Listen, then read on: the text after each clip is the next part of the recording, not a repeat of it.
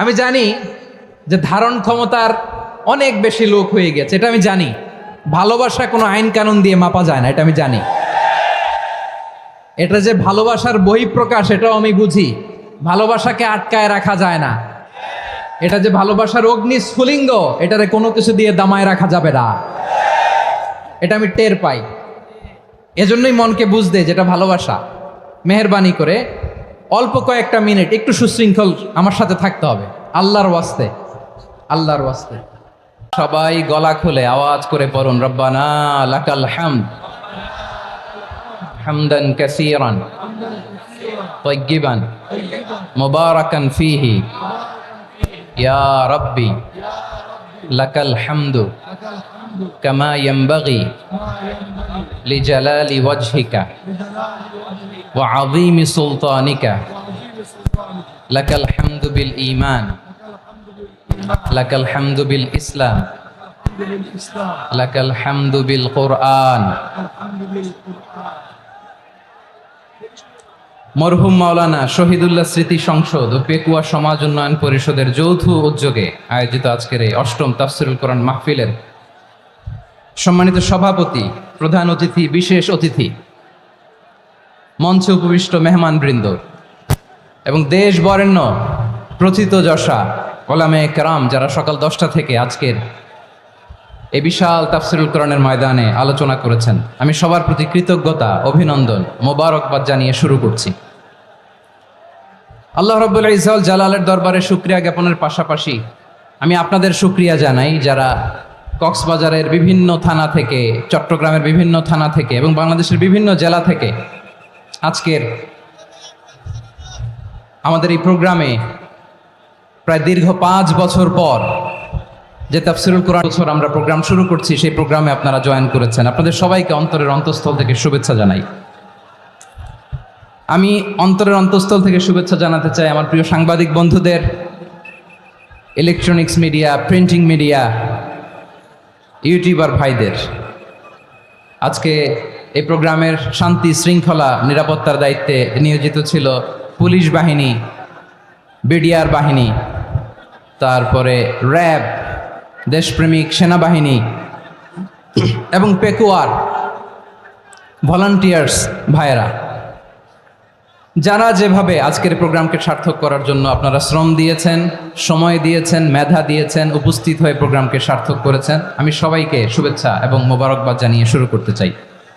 সম্মানিত ভাইয়েরা, আমাদের সময় হাতে খুব কম। বড় তাফসিল প্রোগ্রামগুলোর সবচেয়ে বড় ক্রাইসিস বা প্রবলেম হচ্ছে এখানে শোডাউন থাকে বেশি, ইউটিউবার থাকে বেশি, নিউজ কাভারেজ বেশি, কিন্তু মন খুলে, প্রাণ খুলে, নিঝুম নিস্তব্ধ একটা পরিবেশে কথা বলার যে সুযোগ, সেটা হয়ে ওঠে না। কিন্তু আমরা একটু কষ্ট করলে, একটু স্যাক্রিফাইস করলে এটা সম্ভব।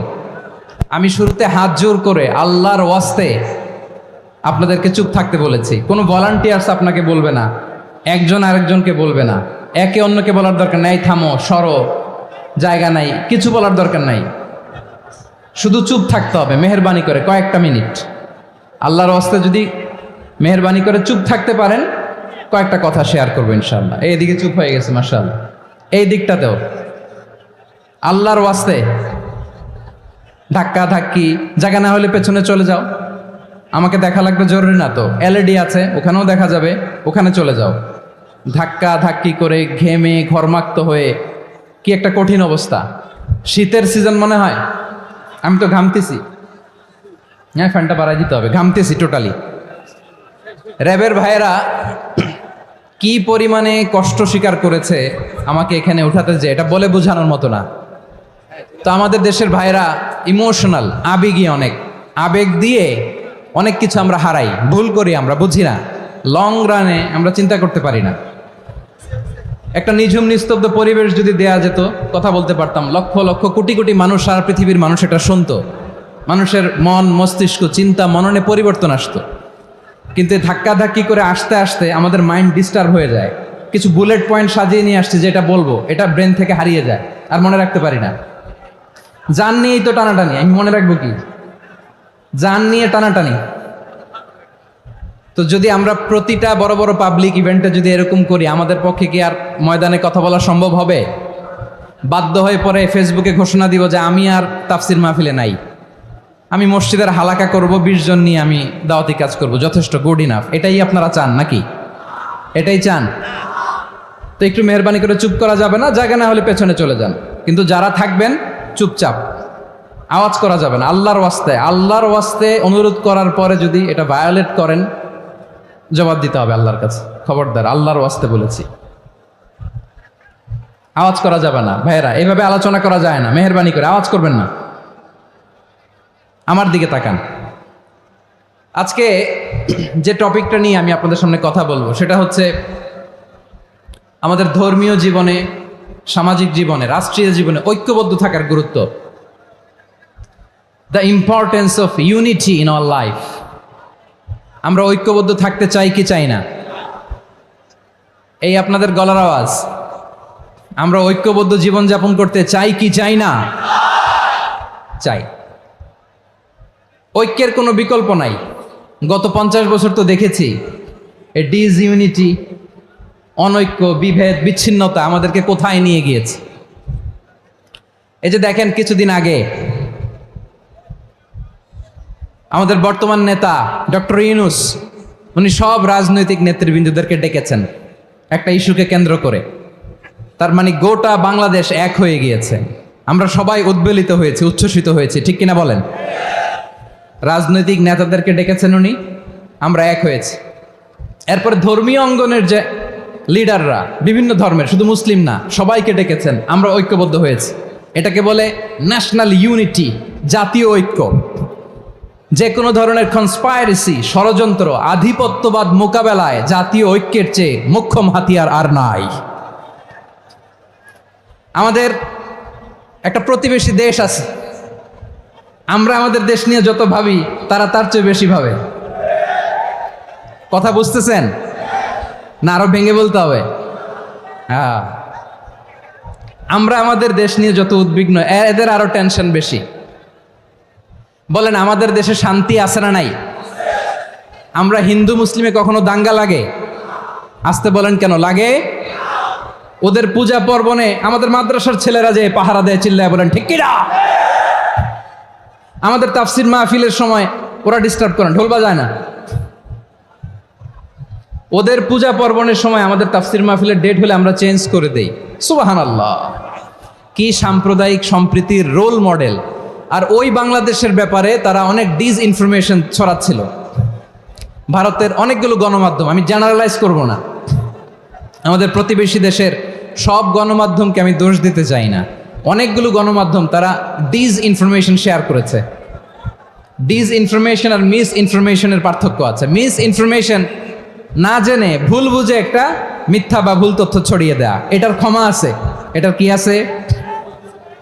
আর ডিসইনফরমেশন মানে ইচ্ছা করে, প্ল্যান করে, ম্যাপ করে, ছক এঁকে মিথ্যা, গুজব, রটনা সোশ্যাল মিডিয়ায় ছড়ানো, এটার ক্ষমা আছে?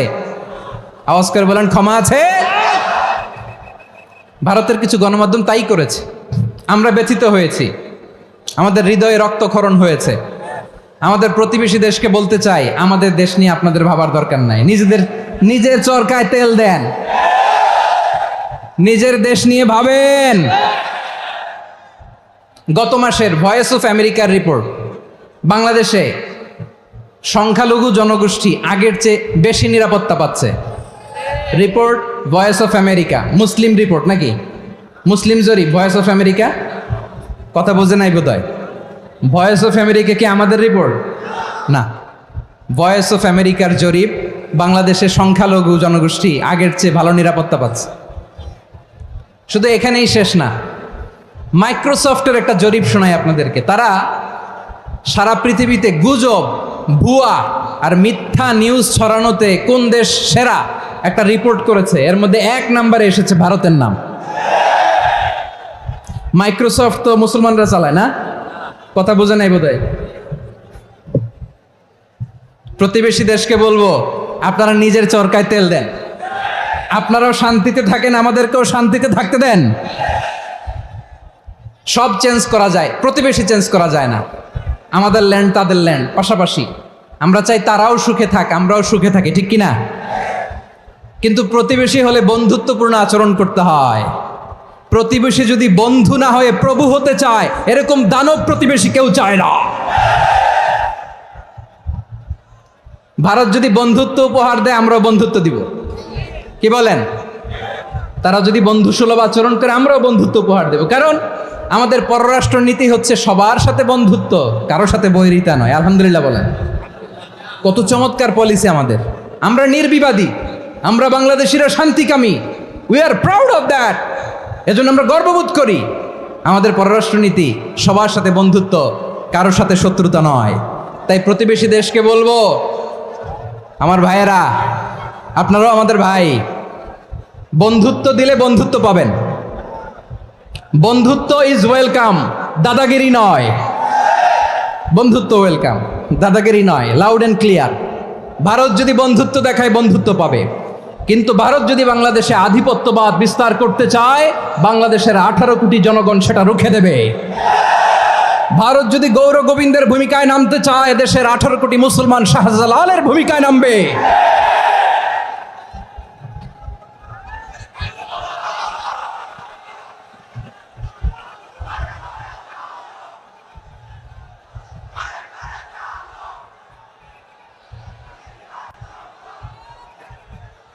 প্রিয় ভাইয়েরা, আমরা বন্ধুত্বে বিশ্বাসী, শত্রুতায় নই, ঠিক কিনা বলেন? আল্লাহ আমাদেরকে বোঝার তৌফিক দান করুক। তাহলে এই যে তারা বলেছে এদেশে সংখ্যালঘুরা কষ্টে আছে, দুঃখে আছে, এটা কি ঠিক? বলেন, এটা কি ঠিক? না, তারা ডিস ইনফরমেশন শেয়ার করেছে, এটা ঠিক নয়। আমার প্রতিবেশী বন্ধু রাষ্ট্রকে বলবো, আপনারা এটা করবেন না, এটা করবেন না। আমরা শান্তিতে আছি, আপনারাও শান্তিতে থাকেন, আমাদেরকেও শান্তিতে থাকতে দেন। এই যে চিটাগাংয়ের অ্যাডভোকেট আলিফ হত্যাকাণ্ডে গোটা বাংলাদেশ আমরা ধৈর্যের পরাকাষ্ঠা দেখিয়েছি, চিল্লায় বলেন ঠিক কিনা? আমাদের নেতা আমাদেরকে ডেকেছে, আমরা শান্ত থেকেছি। আমরা শান্ত থাকতে চাই, আমরা ঐক্যবদ্ধ থাকতে চাই। যে কোনো ষড়যন্ত্র রুখে দেওয়ার জন্য ঐক্যবদ্ধ প্রচেষ্টার কোনো বিকল্প নাই। তাই আজকের আলোচনার ছোট্ট একটা টপিক আমি শিরোনাম ঠিক করেছি, আমাদের জীবনে, সমাজ জীবনে, ধর্মীয় জীবনে, রাষ্ট্রীয় জীবনে ঐক্যবদ্ধ থাকার গুরুত্ব। এবার আওয়াজ করে পেকুয়ার ভাইয়েরা বলেন, আমরা ঐক্যবদ্ধ জীবনযাপন করতে চাই কি চাই না? আল্লাহ তাআলা সে নির্দেশনাই দিচ্ছেন। আল্লাহ তাআলা ইরশাদ করছেন, ওয়া'তাসিমু বিহাবলিল্লাহি জামিআন ওয়া লা তাফাররাকু ওয়াযকুরু নি'মাতাল্লাহি আলাইকুম إذ كنتم أعداء فألف بين قلوبكم فأصبحتم بنعمته إخوانا وكنتم على شفا حفرة من النار فأنقذكم منها كذلك يبين الله لكم آياته لعلكم تهتدون الله أكبر পড়েন। আল্লাহ বললেন, ও গোলামেরা শোনো, ওয়া'তাসিমু বিহাবলিল্লাহি জামিআ, ও আমার গোলামেরা সবাই মিলে আল্লাহর রশিকে আঁকড়ে ধরো।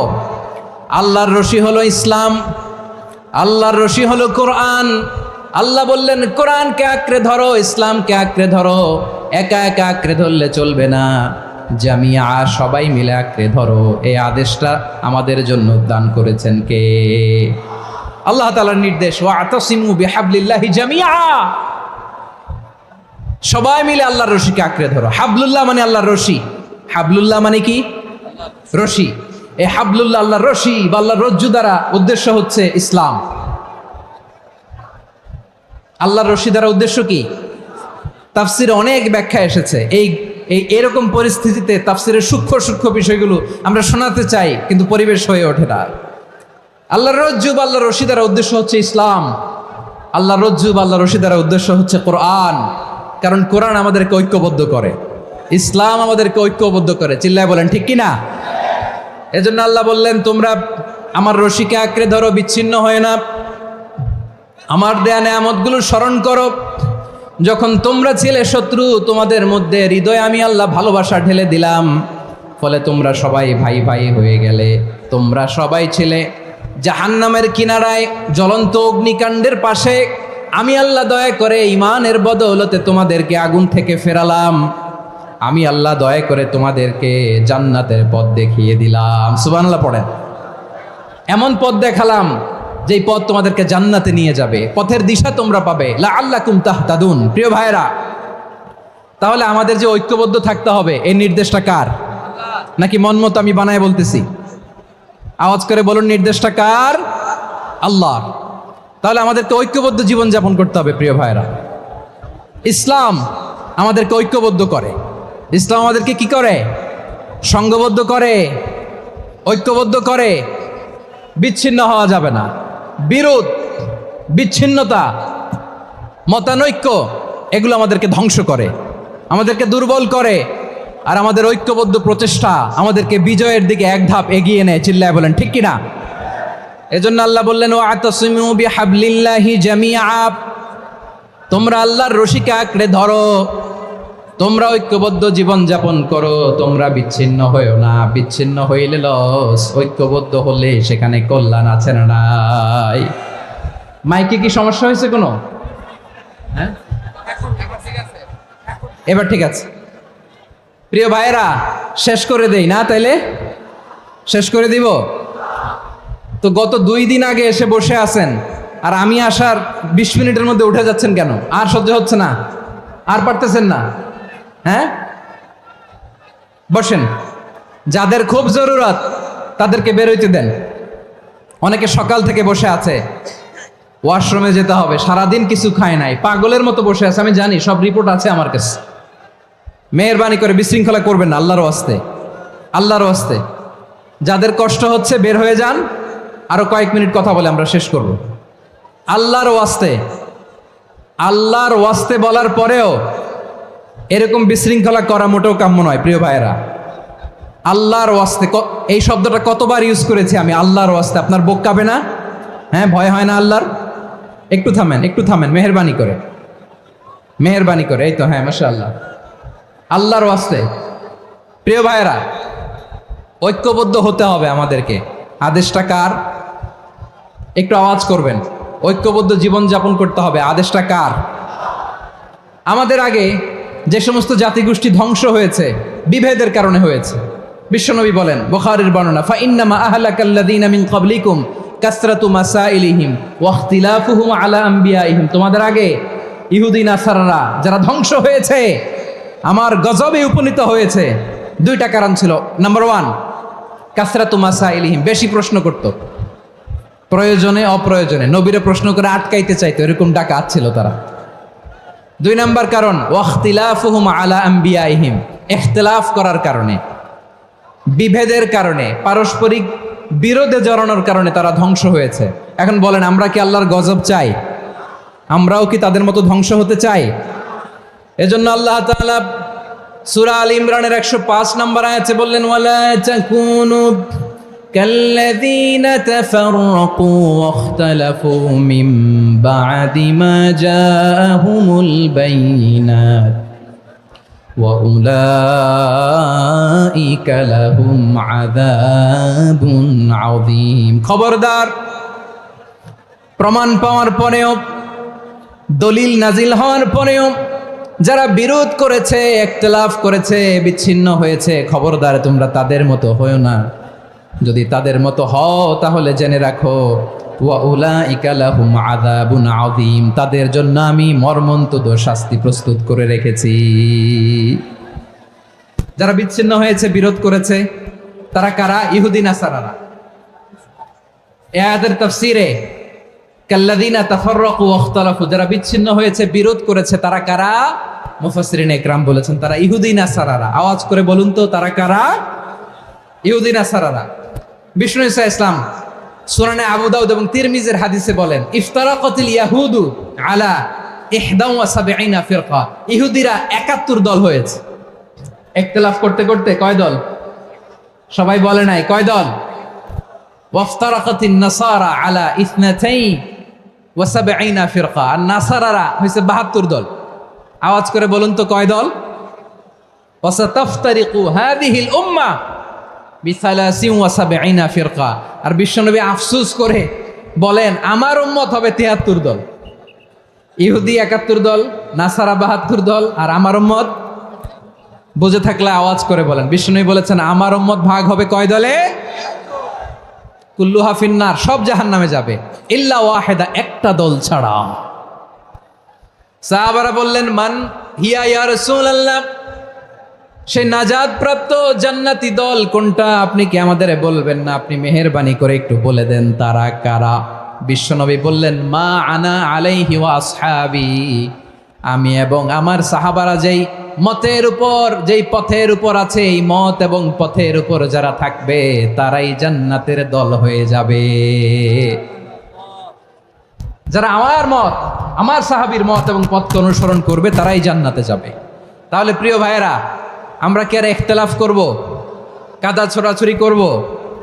করবেন না যে বোঝাই তো যাচ্ছে দৃশ্য দেখে। ধাক্কাধাক্কি যে আপনারা করবেন না। আপনাদের এই যে আমলনামা তো আমার কাছে আছে। পেকুয়ার ভাইয়েরা, এটা তো আমার ওয়ার্ম আপ প্রোগ্রাম। আমার বিভাগীয় প্রোগ্রাম হচ্ছে 8 বিভাগে 8টা। কয়টা? এটা কেন নিলাম? নেয়ামতুল্লাহ নিজামীর জ্বালা থেকে বাঁচার জন্য নিলাম। ওর জ্বালাতনে ও পারে না মালয়েশিয়া থেকে আমরা টেনে নিয়ে আস, চার্টার ফ্লাইট ভাড়া করে পারে না নিয়ে আস। এমন কোনো মাধ্যম নাই, এমন কোনো ওয়ে নাই সে ধরে নাই। আর তার কাছে আমার কাছে তার দাবিও আছে, কারণ এর আগে 2-3 বার আসার কথা ছিল। কয়েকবার এসে এসে ফিরে গেছি, অনুমতি হয় নাই। এখন দাবার গুটি পাল্টে গেছে, দাবার গুটি পাল্টে গেছে। এক মাঘে শীত যায় না, কিন্তু আমরা স্মরণে রাখি না, ভুলে যাই। এটাই বড় আফসোস প্রিয় ভাইরা। তো এটা ওয়ার্ম আপ প্রোগ্রাম, এটা ওয়ার্ম আপ উদ্বোধনী প্রোগ্রাম, বিভাগীয় প্রোগ্রাম আমার জানুয়ারি থেকে শুরু। তো যা যা করছেন আমার সাথে পেকুয়াতে সব কিন্তু বয়ান দিব, ওই জায়গায় সব বলে দিব পেকুয়াবাসী কি করছে। আমি তো ভাবছি পেকুয়ার জেনারেশন জি আমাকে এমনভাবে রিসিভ করবে, আমার কোনো ব্যাক পেতে হবে না, কষ্ট পেতে হবে না। আমাকে স্মার্টলি তারা স্টেজে রিসিভ করবে, স্মার্টলি তারা সেফ এন্ট্রি সেফ এক্সিট দিবে। তো বাস্তবে তো উল্টা, একেবারে উল্টা। আমি জানি জায়গা নাই, ওই যে দেখছেন উত্তর রেডি আছে। আমি জানি যে ধারণ ক্ষমতার অনেক বেশি লোক হয়ে গেছে, এটা আমি জানি। ভালোবাসা কোনো আইন কানুন দিয়ে মাপা যায় না, এটা আমি জানি। এটা যে ভালোবাসার বহিঃপ্রকাশ, এটাও আমি বুঝি। ভালোবাসাকে আটকায় রাখা যায় না। এটা যে ভালোবাসার অগ্নি স্ফুলিঙ্গ, এটারে কোনো কিছু দিয়ে দামায় রাখা যাবে না, এটা আমি টের পাই। এজন্যই মনকে বুঝতে যেটা ভালোবাসা। মেহেরবানি করে অল্প কয়েকটা মিনিট একটু সুশৃঙ্খল আমার সাথে থাকতে হবে, আল্লাহর ওয়াস্তে, আল্লাহর ওয়াস্তে।